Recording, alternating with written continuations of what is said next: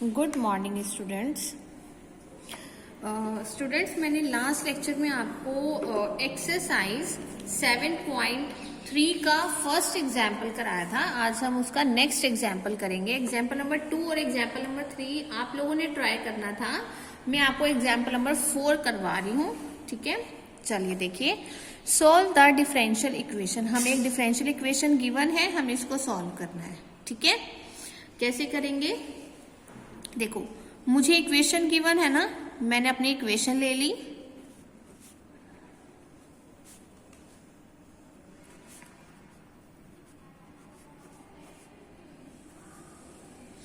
ठीक है, इसके बाद मैंने आपको क्या कहा था कि हमें इसमें क्या करना होता है, टर्म्स वैल्यूज निकालनी होती है। सबसे पहले हमें चेक करना होता है कि क्या हमारी इक्वेशन होमोजीनियस इक्वेशन है या नहीं। तो उसके लिए हम क्या करते हैं, हम अपने फंक्शन को इस फॉर्म में कन्वर्ट करते हैं कि वो y अपॉन एक्स की फॉर्म में ही आए और x raise to the power n की फॉर्म में। ठीक है, तो मैंने क्या किया, ये वाली टर्म एज इट इज रखी, ये वाली टर्म हम राइट हैंड साइड ले जाएंगे तो साइन क्या हो जाएगा, नेगेटिव। ठीक है, अब क्रॉस मल्टीप्लाई करेंगे तो dy मैं इसके डिनोमिनेटर में लेकर जा रही हूं और ये वाली टर्म, ये ब्रैकेट हम कहाँ ले जाएंगे, इसके राइट हैंड साइड के डिनोमिनेटर में। ठीक है, तो अभी जस्ट मैंने क्या की है, क्रॉस मल्टीप्लाई की है बेटा, और कुछ नहीं किया। ठीक है, तो यहाँ पर हमारे पास क्या टर्म आ गई है, dx अपॉन dy की वैल्यू आ गई है। मैंने यहाँ पर क्रॉस मल्टीप्लाई किया तो dx और dx अपॉन dy हो जाएगा और ये वाली टर्म इसके डिनोमिनेटर में आ जाएगी। ठीक है, अब देखो यहाँ पे जो हमारा फंक्शन है वो x अपॉन y की फॉर्म में ही आ गया ना, तो ये हमारा क्या हो गया, homogeneous function. So which is an homogeneous function?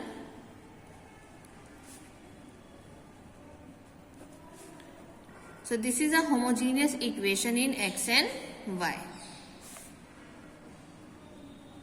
ठीक है, चलिए अब इसके बाद नेक्स्ट स्टेप मैंने आपको क्या बोला था, we have to put v equals to y into x, है ना।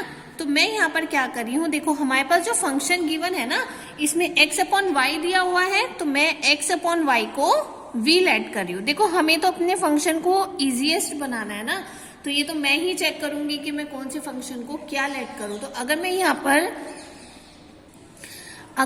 पर x इंटू वाई को भी लेट करती हूँ तो उससे कोई फायदा नहीं होगा, क्योंकि यहाँ पे हमारे पास जो x और y है वो मतलब फ्रैक्शन की फॉर्म में है। तो मैं यहाँ पर x अपॉन वाई को ही v लेट कर रही हूँ। ठीक है, सो दैट अगर मैं इसकी क्रॉस मल्टीप्लाई करती हूँ तो मेरे पास क्या आ जाएगा, x equals to v y. ऐसा मैंने क्यों किया, क्योंकि देखो यहाँ डिफरेंशिएशन जो मुझे मिली है ना वो dx अपॉन dy मिला है, तो इसलिए मैंने यहाँ पर इसको x के टर्म में ही वैल्यू को फाइंड आउट किया है। ठीक है, चलो अब मुझे क्या टर्म मिल गई, x equals to v y. अब हमें इसका क्या करना है, डिफरेंशिएट करना है, differentiate with respect to x। Then we have, x की डिफरेंशिएशन करूंगी तो मुझे क्या मिलेगा, dx अपॉन dy। यहाँ पे मैं u इंटू वी वाली फॉर्म लगाऊंगी तो क्या होगा, u as it is v की differentiation plus v as it is u की डिफरेंशिएशन। ठीक है, तो हम इस इक्वेशन की डिफरेंशिएशन कर रहे हैं विद रिस्पेक्ट टू y। क्यों हम y की ही रेस्पेक्ट में करें बेटा, क्योंकि हमें यहाँ पर dx अपॉन dy की टर्म चाहिए, तो इसकी वैल्यू फाइंड आउट करने के लिए मुझे इस वाली टर्म को y के रेस्पेक्ट में ही डिफरेंशिएट करना पड़ेगा। तो मैंने इसको y के रेस्पेक्ट में डिफरेंशिएट किया, यहाँ पे u इंटू वी वाली फॉर्म अप्लाई की तो हमारे पास ये टर्म आ गई। Now putting the value of,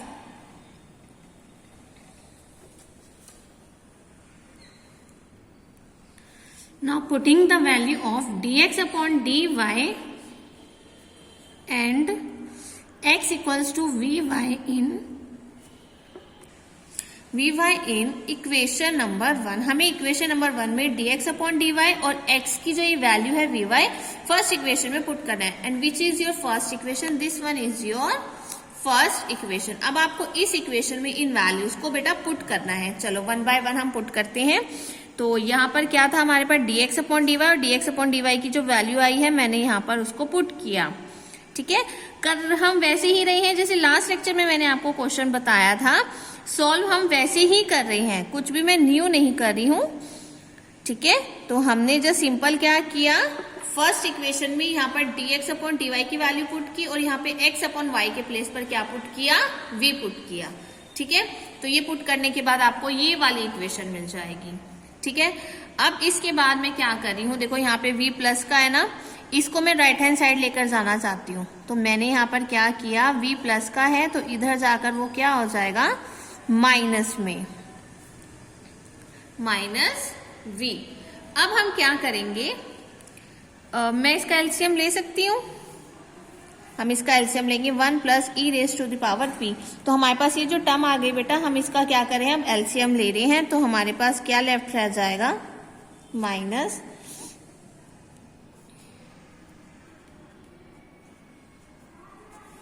ठीक है। तो सिंपली बस आपको क्या करना है, इसका एलसीएम लेना है।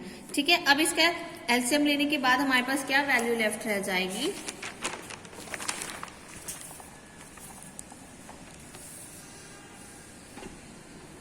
पहले हम उसके अंदर मल्टीप्लाई कर लेते हैं, e raise to the power v plus e raise to the power v into v minus v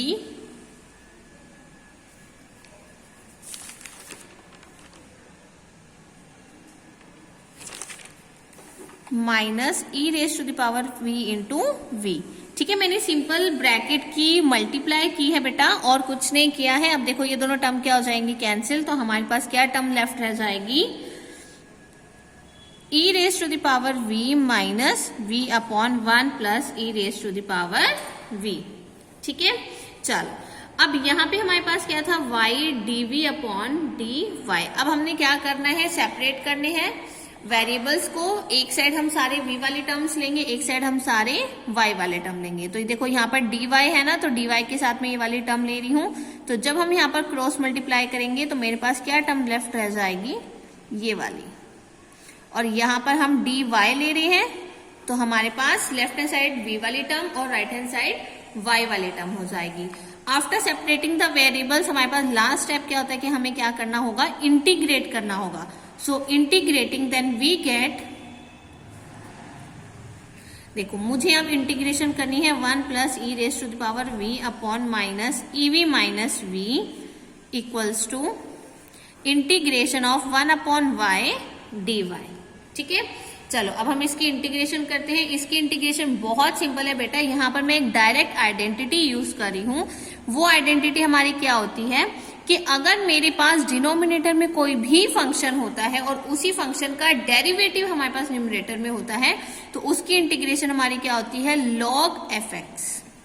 यानी कि जो भी फंक्शन डिनोमिनेटर में है अगर उसका डेरिवेटिव न्यूमरेटर में है तो उसकी इंटीग्रेशन क्या होगी, log f of x।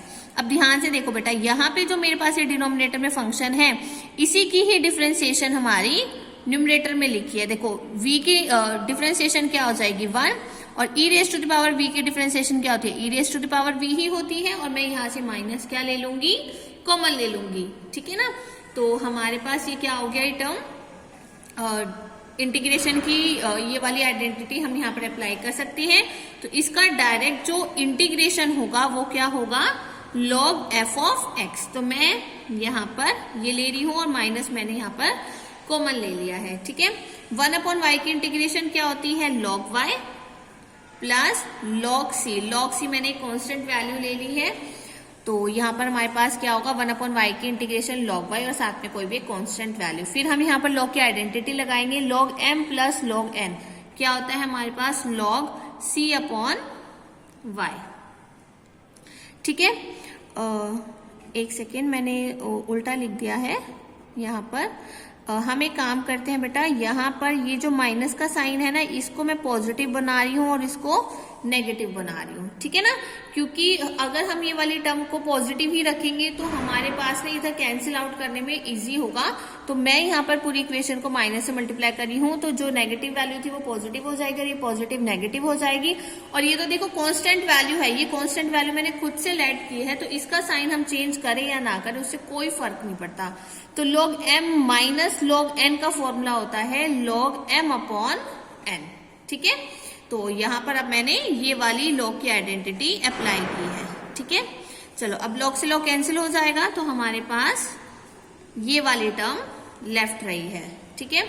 At the end अब आपको क्या करना है, आप v क्या लेट करके चले थे स्टार्टिंग में, मैंने x अपॉन y को क्या लेट किया था v, तो अब आपको क्या करना है इस पूरी इक्वेशन में v के प्लेस पर क्या लिखना है, x अपॉन y। मैंने आपको बोला था ना कि लास्ट में आपको v की वैल्यू जो आप लेकर चले थे वही आपको लास्ट में उसको पुट करना है, ठीक है। चलो अब इस पूरी इक्वेशन को हम या तो हम एलसीएम ले सकते हैं या फिर मैं क्या कर सकती हूँ, multiply y on both the sides, ठीक है। तो y की मल्टीप्लाई करते हैं, तो यहां पर अगर मैं y की मल्टीप्लाई करती हूँ तो x लेफ्ट रहेगा, यहां पर मल्टीप्लाई करती हूँ तो y into e raise to the power x upon y equals to c। So this is your required solution, ठीक है। तो यहां पर बेटा आपको इस एक्सरसाइज में क्वेश्चंस को ऐसे ही करना है,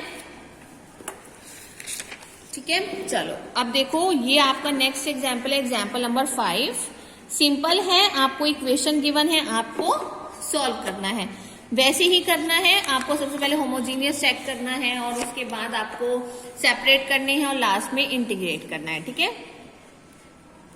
अब देखो ये आपकी एक्सरसाइज नंबर 7.3। इसमें सारे क्वेश्चंस बेटा 1 to 7 है, सब में आपको यही मेथड अप्लाई करना है, किसी भी एक क्वेश्चन में कुछ और अप्लाई नहीं होगा, यही मेथड आप फॉलो करोगे और उसी के अकॉर्डिंगली आपको ये सॉल्व करना है।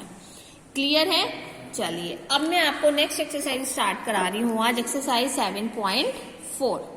चलिए देखिए 7.4 में हमारे पास जो टाइप है वो क्या टाइप है, नेक्स्ट हमारे पास equations reducible to the homogeneous form. हमारी इक्वेशन रिड्यूस होनी चाहिए होमोजीनियस फॉर्म की अकॉर्डिंग, ठीक है ना। चलिए इसके लिए हम क्या करते हैं, टू सॉल्व द इक्वेशन, हमें इक्वेशन को सॉल्व करने के लिए dy अपॉन dx इस फॉर्म में होगा जिसमें हमारे पास a upon a1 not equal होना चाहिए b अपॉन b1 के। तो अगर हमें अपनी इस इक्वेशन को सॉल्व करना है उसमें कंडीशन है कि a upon a1 is not equal to b upon b1। चलिए अब इसमें हमारे पास कुछ स्टेप्स है बेटा, इन स्टेप्स में हमने कैसे कैसे करना है। देखो हमारे पास ना equation reduce to homogeneous form के लिए ना कंडीशंस होती हैं, आपको वही कंडीशंस अप्लाई करनी है और उसी के अकॉर्डिंगली ही आपको इसमें अपना रिक्वायर्ड सॉल्यूशन निकालना है। तो इसमें बेसिकली हमारे पास क्या स्टेप्स होते हैं, सबसे पहले जो हमारी इक्वेशन होगी वो इस फॉर्म में होनी चाहिए, ठीक है, फ्रैक्शन फॉर्म में होनी चाहिए और इस फॉर्म में होनी चाहिए जिसमें a upon a1 not equals to b upon b1 के होगा। This can be reduce to the homogeneous form. अगर ये कंडीशन सेटिस्फाई करती है तभी हम फर्दर आगे क्वेश्चंस के स्टेप्स को करेंगे। अगर ये कंडीशन सेटिस्फाई नहीं होती है तो इसमें आपका केस क्या हो जाएगा, फेलियर हो जाएगा। क्लियर है? तो आपको सबसे पहले अपने क्वेश्चंस में क्या करना है, आपके क्वेश्चंस एक तो इस फॉर्म में होने चाहिए, सेकेंडली आपकी इस कंडीशन को वो सेटिस्फाई करना चाहिए। जब मैं चेक करूंगी कि मेरी कंडीशन इस वाली कंडीशन को सेटिस्फाई करती, तो जब मैं चेक करूंगी कि मेरी इक्वेशन इस वाली कंडीशन को सेटिस्फाई करती है तभी हम फर्दर आगे स्टेप्स को सॉल्व करेंगे, ठीक है। जब ये कंडीशन हमारी सेटिस्फाई हो जाएगी फिर हमें क्या करना है बेटा, स्मॉल x को लेट करना है कैपिटल X प्लस h और स्मॉल y को लेट करना है capital Y plus k। Clear है? जब हम दोनों को लेट करेंगे, लेट करने के बाद हमने उनको डिफ्रेंशिएट करना है और डिफ्रेंशिएट करके हमारे पास टर्म आएगी dy upon dx equals to dy upon dx। ये कंडीशन हमारे पास कैसे आई है ये मैं आपको एग्जाम्पल जब सॉल्व करवाऊंगी तब बताऊंगी, ठीक है। क्योंकि यहाँ पर अभी हमारे पास ये कंडीशन आपको ध्यान रखनी है कि आप कैपिटल X को लेट करोगे और कैपिटल Y को ये लेट करोगे तो हमारे पास ये दोनों डिफरेंशिएशन क्या आ जाएंगी, इक्वल आ जाएंगी, जिसमें कैपिटल X और कैपिटल Y हमारे पास कोई भी न्यू वेरिएबल्स हैं और H और K ये हमारे पास एक आर्बिट्रेरी कांस्टेंट है। तो जब हम ये सब कुछ लेट करेंगे, लेट करने के बाद इनकी वैल्यूज को आपको इस इक्वेशन में पुट करना है। इस इक्वेशन में पुट करने के बाद आपकी इक्वेशन इस फॉर्म में आनी चाहिए। क्लियर है? अभी आपको ये आर्टिकल देख के लग रहा होगा, थोड़ा टिपिकल लग रहा होगा, लेकिन जब हम क्वेश्चंस करेंगे तब आपको इजी लगेगा।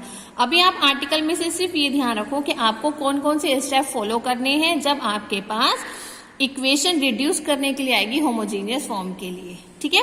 तो जब हमारे पास इक्वेशन इस फॉर्म में आ जाएगी तब हमने क्या करना है, एक तो आपके पास ये वाला ब्रैकेट है, एक आपके पास ये वाला ब्रैकेट है, आपके पास 2 ब्रैकेट्स आएंगे। दोनों की ब्रैकेट की वैल्यूज को ही मैंने क्या करना है, इक्वल्स टू 0 के पुट करना है। So with this substitution the differential equation reduces to, substitute करने के बाद हमारे पास जो डिफरेंशियल इक्वेशन है वो रिड्यूस हो जाएगी इस फॉर्म में, which is a homogeneous equation in x and y। Then after this हम क्या करेंगे, फिर दोबारा से इसको सॉल्व करेंगे by putting capital Y equals to Vx। यहां से फिर हम आगे फिर से वही अपना क्वेश्चन सॉल्व करेंगे जैसे हमने 7.3 में सॉल्व किया था, ठीक है। तो हमें बेसिकली यहाँ पर क्या करना है, हमें यहाँ पर बेसिकली अपनी इस फॉर्म की इक्वेशन को रिड्यूस करना है एक होमोजीनियस फॉर्म में। तो होमोजीनियस फॉर्म में कन्वर्ट करने के लिए आपको ये स्टेप्स फॉलो करने हैं। ये स्टेप्स फॉलो करने के बाद हमारी जो डिफरेंशियल इक्वेशन है वो रिड्यूस हो जाएगी इस फॉर्म में, तो वो हमारी एक होमोजीनियस इक्वेशन बन जाएगी। और जब होमोजीनियस इक्वेशन बन जाएगी उसके बाद आपको सॉल्व करने के लिए वही मेथड अप्लाई करना है जो हम 7.3 में अप्लाई करते थे, ठीक है। चलो अब बेटा इसका ना एक और केस आता है। देखो मैंने आपको बोला था कि हमारे पास अगर कोई भी इक्वेशन इस फॉर्म में आती है तो हमें चेक करना है a/a1 is not equal to b/b1। पर कुछ इक्वेशंस हमारी ऐसी होंगी जिसमें वो उस कंडीशन को सेटिस्फाई नहीं करेगा। तो मैंने बोला था ना कि अगर इक्वेशन को सेटिस्फाई नहीं करता है तो वो केस ऑफ फेलियर हो जाता है। तो जब हमारा केस ऑफ फेलियर होगा उस कंडीशन में हमें कौन से स्टेप्स फॉलो करने हैं मैं आपको वो बताती हूँ। देखो अगर आपके पास ये वाली फॉर्म में इस कंडीशन में वो नॉट इक्वल टू सेटिस्फाई नहीं करता है, इक्वल आ जाती हैं हमारी कंडीशंस, तब हमें क्या करना है बेटा, सबसे पहले मैं अपनी इक्वेशन लूंगी, कंडीशन को चेक करूंगी, अगर वो इक्वल आ रहे हैं तो इक्वल आने के बाद आपको क्या करना है, आपको सबसे पहले लेट करना है a/a1 b/b1 equals to 1/m। इन दोनों को आपको किसके इक्वल लेना है, 1/m के इक्वल लेना है। 1/m के इक्वल लेने के बाद आपको a1 ये वाला लेट करना है और b1 m into B late करना है। यानी कि हम फर्स्ट वाली टर्म को लास्ट वाली टर्म के इक्वल लेंगे एक बार और सेकंड वाली टर्म को थर्ड वाली टर्म के इक्वल लेंगे। जैसे a/a1 इक्वल्स टू 1/m और एक बार b/b1 इक्वल्स टू 1/m। तो जब मैं इसकी क्रॉस मल्टीप्लाई करूंगी तो a की वैल्यू क्या आएगी, a1m और b की वैल्यू क्या आ जाएगी, नहीं मैंने उल्टा लिख दिया, ये आ जाएगी a1 इक्वल्स टू am और ये b1 इक्वल्स टू bm। तो हमने क्या किया, इस कंडीशन के अकॉर्डिंगली यहाँ पर a1 और b1 की वैल्यू को फाइंड आउट किया है। जब a1 और b1 की वैल्यू आ जाएगी, हमने a1 और b1 की वैल्यू को सब्स्टिट्यूट करना है अपनी इस इक्वेशन में। इस इक्वेशन में सब्स्टिट्यूट करने के बाद लास्ट में बस आपको क्या करना है, ax प्लस by को z लेट करना है। z लेट करने के बाद आपको डिफरेंशिएट करना है, डिफरेंशिएट करके dy/dx की वैल्यू फाइंड आउट करनी है। वैल्यू फाइंड आउट करके आपको यहाँ पर इसकी वैल्यू को पुट करना है और पुट करने के बाद जब आपके पास इक्वेशन, आप इसको सिंप्लीफाई करोगे और लास्ट में आपको कुछ ये वाली टर्म मिल जाएगी। सेपरेट करने के बाद आपको इसको सिंपली क्या करना है, इंटीग्रेट करना है। जब आप इसको इंटीग्रेट करोगे तब आपको क्या मिल जाएगा, आपका एक रिक्वायर्ड सॉल्यूशन, ठीक है। तो ये जो सिंपली बेटा आपके कुछ स्टेप्स हैं जब आपके पास केस ऑफ फेलियर आ जाएगा। केस ऑफ फेलियर मीन्स कि आपके पास a/a1 नॉट इक्वल आएगा b/b1 के, तब हम ये वाले स्टेप्स को फॉलो करेंगे। क्लियर है। चलिए अब मैं आपको ये जो आप आर्टिकल पढ़ रहे हो होमोजीनियस फॉर्म के लिए, अब हम इसके ऊपर एग्जाम्पल करते हैं, ठीक है। अब आपको ये आर्टिकल थोड़ा सा इजी समझ में आएगा कि हमें इन सब स्टेप्स को अप्लाई कैसे करना है, ठीक है। तो अब मैं आपको ये समझाऊंगी कि हमने इन इक्वेशंस के ऊपर इन सब आर्टिकल्स के जो स्टेप्स हैं उनको कैसे फॉलो करना है। चलिए मैं आपको फर्स्ट एग्जांपल करवा रही हूँ। सॉल्व द डिफरेंशियल इक्वेशन, और हमें इक्वेशन क्या दी है, 3x minus 7y minus 3 dy plus 7x minus 3y minus 7 dx equals to 0, ठीक है। चलिए आइए स्टार्ट करते हैं। So the given equation is, हमें इक्वेशन क्या गिवन है,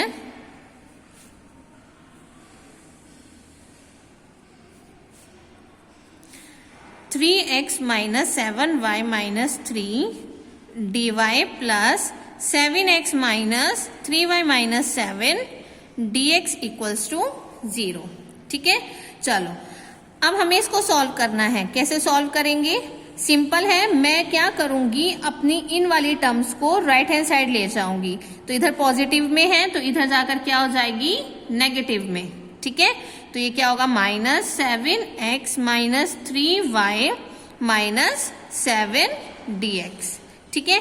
अब हम क्या करेंगे क्रॉस मल्टीप्लाई, तो dy upon dx equal -7x minus 3y minus 7 divided by 3x minus 7y minus 3।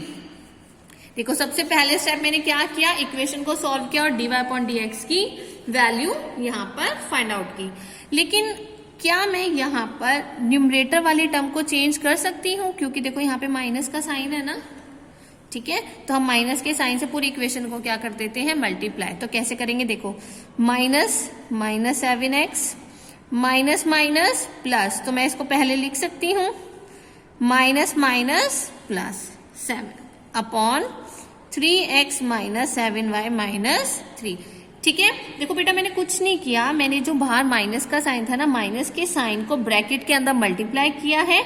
तो माइनस का साइन जब हम अंदर अप्लाई करेंगे तो जो टर्म मेरी पॉजिटिव हुई उसको मैंने पहले लिख लिया और जो टर्म नेगेटिव थी उसको मैंने सेकंड प्लेस पर लिखा और लास्ट वाले को मैंने लास्ट वाले प्लेस पर लिखा है, ठीक है। तो हमने यहाँ पर सिंपली बस माइनस से पूरी न्यूमरेटर वाली टर्म को मल्टीप्लाई किया है। तो ये आपके पास क्या आ गई टर्म dy अपॉन dx की, क्लियर है। चलो अब बेटा आपके पास सेकेंड स्टेप क्या है, आपको सबसे पहले इसको कंपेयर करना है इक्वेशन को। कैसे कंपेयर करेंगे, ax plus by plus c upon ax1 plus by1 plus c1, ठीक है। जो आर्टिकल मैंने आपको पढ़ाया था उस आर्टिकल में बेटा आपके पास फर्स्ट स्टेप यही था कि आपको जब ये इक्वेशन मिल जाएगी, मान लीजिए आपकी इक्वेशन नंबर 1 है, इस इक्वेशन को आपको कंपेयर करना है विद दिस इक्वेशन, ठीक है। तो हमने कंपेयर करना है इस इक्वेशन को इस इक्वेशन के साथ, तो कंपेयर करके हमें वैल्यूज मिलेंगी। चलो कंपेयर करते हैं। देखो यहाँ पर भी x है, यहाँ पर भी x है, ठीक है। तो आपके पास -7 किसके इक्वल आ जाएगा, a के, तो a की वैल्यू क्या आ गई -7। फिर नेक्स्ट y, यहाँ पर भी y है तो b की वैल्यू क्या हो जाएगी 3। यहाँ पर c है और यहाँ पर क्या है कांस्टेंट वैल्यू, तो c की वैल्यू क्या आ जाएगी 7। सेम लाइक आपने जैसे न्यूमरेटर में कंपेयर किया है वैसे आप डिनोमिनेटर में कंपेयर करोगे। देखो यहाँ पर क्या है x1, ये भी आप एक तरीके से x को ही इक्वल मान लीजिए, ठीक है ना। तो यहाँ पर भी x है, यहाँ पर भी x है, तो a किसके इक्वल आ जाएगा 3 के, इट मीन्स a1, क्लियर है। यहाँ पे मैं इसको a1 से डिनोट करती हूँ, इसको b1 और इसको c1 से, क्योंकि हमारे पास इनकी वैल्यूज अलग अलग है ना, तो हम इनको सेम टर्म से डिनोट नहीं कर सकते हैं। a b c और यहाँ पे आप a1 b1 और c1 लोगे, तो a1 की वैल्यू क्या हो जाएगी 3। अब देखो यहाँ पे क्या है y1, यहाँ पे क्या है y, तो 7 किसके इक्वल हो जाएगा b1 के, तो b1 की वैल्यू क्या आ गई मेरे पास -7 और c1 की वैल्यू मेरी क्या हो जाएगी -3। तो सिंपली आपने क्या करना है, दोनों ही टर्म्स को कंपेयर करना है। सो आफ्टर कंपेयरिंग आपके पास ये वैल्यूज आ जाएंगी। वैल्यूज फाइंड आउट करने के बाद आपको कंडीशन चेक करनी है कि a upon a1 is not equals to b upon b1। चलो चेक करते हैं। a की वैल्यू क्या है मेरे पास -7, a1 की वैल्यू क्या है मेरे पास 3, b की वैल्यू क्या है मेरे पास 3 और b1 की वैल्यू क्या है मेरे पास -7। देखो नॉट इक्वल है ना टर्म, दोनों टर्म्स हमारे इक्वल नहीं है, तो इसका मतलब ये हमारी इस कंडीशन को क्या कर रहा है सेटिस्फाई कर रहा है, ठीक है। तो जब हमारी इस कंडीशन को सेटिस्फाई कर लेगा तो उसके बाद हमारे पास नेक्स्ट स्टेप क्या था, we have to put small x equals to capital X plus h and small y equals to capital Y upon k। Clear है बेटा। फर्स्ट स्टेप क्या था, आपको कंपेयर करना है। आफ्टर कंपेयरिंग जब आपको इन सब की वैल्यूज मिल जाएंगे, आपको ये वाली कंडीशन चेक करनी है कि क्या हमारी ये कंडीशन सेटिस्फाई है। मैंने सिंपल यहाँ पर इनकी पहले first of all values put की है। वैल्यूज पुट करके मैंने चेक किया कि ये दोनों वैल्यूज इक्वल नहीं है। जब ये दोनों वैल्यूज इक्वल नहीं होंगी तब हमने ये वाले स्टेप को फॉलो करना है। स्मॉल एक्स को क्या लेट करना है कैपिटल एक्स प्लस एच और स्मॉल वाई को क्या लेट करना है कैपिटल वाई प्लस के, जिसमें आपको पता है कि आपके पास small h and small k ये दोनों क्या है, कोई भी एक आर्बिट्रेरी कॉन्स्टेंट्स हैं, ठीक है। चलो अब हमें क्या करना है, इनकी डिफरेंशिएशन करनी है, ठीक है। चलिए स्टार्ट करते हैं। सबसे पहले था स्मॉल x, मैंने लिया था कैपिटल x प्लस एच। इसकी डिफ्रेंसिएशन करूंगी तो dx यहाँ पे इसकी हो जाएगी dx और h तो कांस्टेंट है ही है तो ये तो 0 हो जाएगा। फिर मैंने क्या लेट किया था y capital Y plus h। जब मैं इसकी डिफ्रेंसिएशन करूंगी तो हमारे पास ये आ जाएगा और कैपिटल H क्या हो जाएगा 0। तो मैं यहाँ पर सिंपल क्या कर रही हूं इनकी डिफ्रेंसिएशन कर रही हूं सो दैट हमने इन दोनों को सिंपली क्या करना है डिवाइड। तो इसका लेफ्ट हैंड साइड इसके लेफ्ट हैंड साइड के साथ क्या हो जाएगा डिवाइड। सेम इसकी राइट हैंड साइड इसकी राइट हैंड साइड के साथ हम क्या करेंगे डिवाइड करेंगे। क्लियर है? कुछ नहीं किया मैंने, इसकी लेफ्ट हैंड साइड को इसकी लेफ्ट हैंड साइड के साथ डिवाइड किया है, देन इसकी राइट हैंड साइड को इसकी राइट हैंड साइड के साथ डिवाइड किया है। क्लियर है? तो हमारे पास ये वाली टर्म आ जाएगी। आफ्टर फाइंडिंग दिस वैल्यू आपको क्या करना है बेटा, जो आपके पास इक्वेशन नंबर 1 थी, ठीक है, उसमें आपको क्या करना है अपनी वैल्यू को पुट करना है। कैसे पुट करेंगे देखो, the given first equation the given equation number 1 becomes, पहले मैं इक्वेशन नंबर 1 लिख लेती हूँ। देखो इक्वेशन नंबर 1 आपके पास है dy upon dx equals to 3y minus 7x plus 7 upon 3x minus 7y minus 3। ये आपकी इक्वेशन नंबर 1 है। अब आपने इक्वेशन नंबर 1 में क्या करना है, अपनी वैल्यूज को पुट करना है। कैसे पुट करेंगे देखो, dy upon dx equals to 3y। अब बेटा आपको यहाँ पे y के प्लेस पर क्या करना है, कैपिटल Y पुट करना है, माइनस 7x, x के प्लेस पर अब आपको क्या पुट करना है, कैपिटल X, प्लस अब यहाँ पर क्या है 7 और यहाँ पर क्या है 3। अभी बेटा मैं ये वाला ना स्पेस छोड़ रही हूँ, 7 के प्लेस पर और 3 के प्लेस पर क्या लिखेंगे अभी मैं आपको ये 2 सेकंड के बाद बताती हूँ। पहले मैं डिनोमिनेटर भी लिख लेती हूँ, 3x, ये भी क्या हो जाएगा कैपिटल, ये भी क्या हो जाएगा कैपिटल। अब ध्यान से देखो, कैपिटल 7 और 3 के प्लेस पर हमें क्या पुट, अब हमें 7 और 3 के प्लेस पर क्या पुट करना है। मैं आपको सबसे पहले आर्टिकल दिखाती हूँ। देखो बेटा मैंने आपको ये आर्टिकल बताया था ना कि आपको सबसे पहले कैपिटल स्मॉल x और स्मॉल y की वैल्यू को ये लेट करना है। लेट करने के बाद हमारे पास डिफरेंशिएशन की टर्म इस फॉर्म में आनी चाहिए। जब इस फॉर्म में आ जाएगी तो आपको अपनी इक्वेशन को, फर्स्ट इक्वेशन को इस फॉर्म में कन्वर्ट करना है। तो इस फॉर्म में हमने कैसे कन्वर्ट किया, जो यहाँ पर स्मॉल x था हमने उसको कैपिटल X किया, स्मॉल y को कैपिटल Y किया, लेकिन जो c था, c कांस्टेंट वैल्यू था, उसके प्लेस पर हम ये वाली टर्म को लिखेंगे, यानी कि AH plus BK plus C। तो AH, A की वैल्यू हम फाइंड आउट कर चुके हैं, स्मॉल b की वैल्यू फाइंड आउट कर चुके हैं, स्मॉल c की वैल्यू फाइंड आउट कर चुके हैं। तो आपको इसमें सिंपल उनकी वैल्यूज को पुट करना है। क्लियर है? तो अब मैं यहाँ पर वही करी हूं, तो यहाँ पर क्या आ जाएगा 3h प्लस 3h मीन्स मैं a की वैल्यू पुट कर रही हूं, देन bk प्लस 7 और डिनोमिनेटर में 3h माइनस 7k माइनस में 3। क्लियर है? तो यहाँ पर बेटा हमने सिंपली क्या किया है, उस वाले आर्टिकल में जो हमारे पास टर्म थी कि आपको इस फॉर्म में इसको कन्वर्ट करना है, मैंने वही वैल्यू यहाँ पर लिखी है। मैं यहाँ पर आइडेंटिटी लिख देती हूँ कि हमारे पास capital dy upon capital dx किसके इक्वल होना चाहिए, स्मॉल x के प्लेस पर हम कैपिटल X और कैपिटल Y पुट करेंगे, और जो कांस्टेंट वैल्यू थी, कांस्टेंट वैल्यू के प्लेस पर आपको ये वाली टर्म लिखनी है। तो आपको क्या करना है, सिंपल आपने स्मॉल x के और स्मॉल y के वैल्यू से small a b c small a1 small b1, ठीक है, इन सब की वैल्यूज आप फाइंड आउट कर चुके हो ना। तो हमने उनकी वैल्यूज को फाइंड आउट करने के बाद सिंपल बस आपको इस वाली टर्म में इसको पुट करना है। ठीक है, तो मैंने इन ब्रैकेट्स में ये वाली जो टर्म थी ना, यहाँ पर सिंपली क्या किया है, a b और c, a1 b1 c1 जो वैल्यूज फाइंड आउट कर चुकी हूँ उनकी वैल्यूज मैंने यहाँ पर पुट की है। तो पुट करने के बाद ही मुझे ये ब्रैकेट्स मिले हैं। ठीक है, इसके बाद आपको क्या करना है, जो मेरे पास ये दोनों ब्रैकेट्स आए हैं ना, इन दोनों ब्रैकेट्स की वैल्यू को 0 के इक्वल पुट करना है। क्लियर है?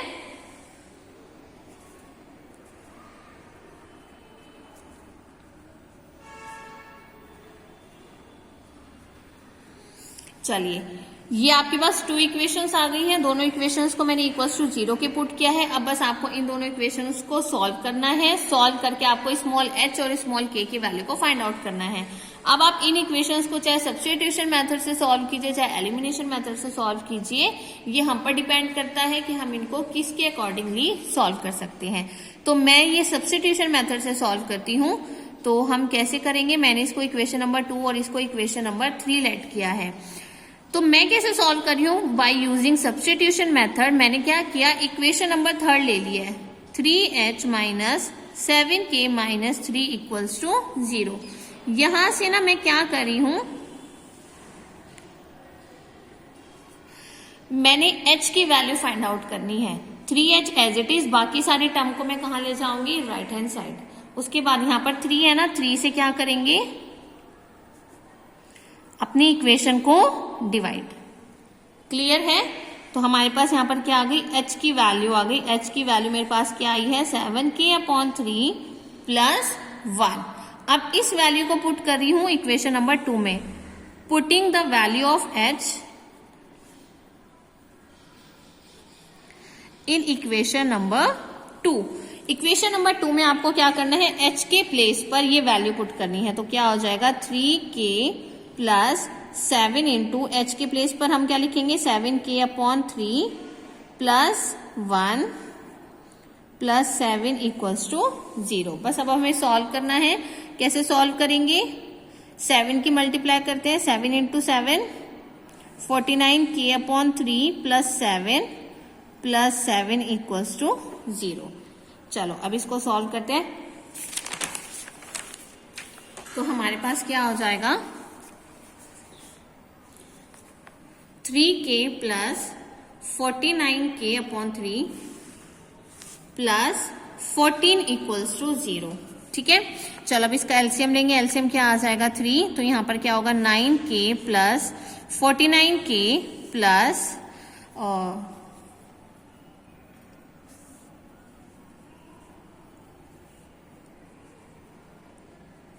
42 इक्वल्स टू 0।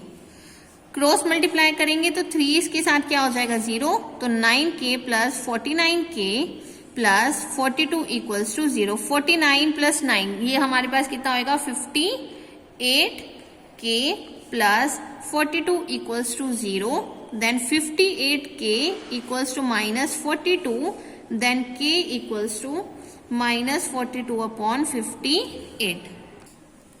बेटा यहाँ पर ना एक मिस्टेक हो गई है, यहाँ प्लस का साइन नहीं, यहाँ पर माइनस का साइन था, क्योंकि 7 की b की वैल्यू मेरे पास -7 था। तो मैंने यहाँ पर बाय मिस्टेक प्लस का साइन लिख दिया था, यहाँ पर माइनस का साइन है। तो मैं इसको करेक्ट कर रही हूँ। सेम लाइक यहाँ पर भी क्या आएगा आपका, माइनस का साइन। सेम लाइक यहाँ पर भी क्या आएगा आपका, माइनस का साइन। ठीक है, तो ये मुझसे थोड़ी सी मिस्टेक हो गई थी। मैंने b की वैल्यू +7 देख लिया था, वो -7 है। तो बेटा यहाँ पर आपके पास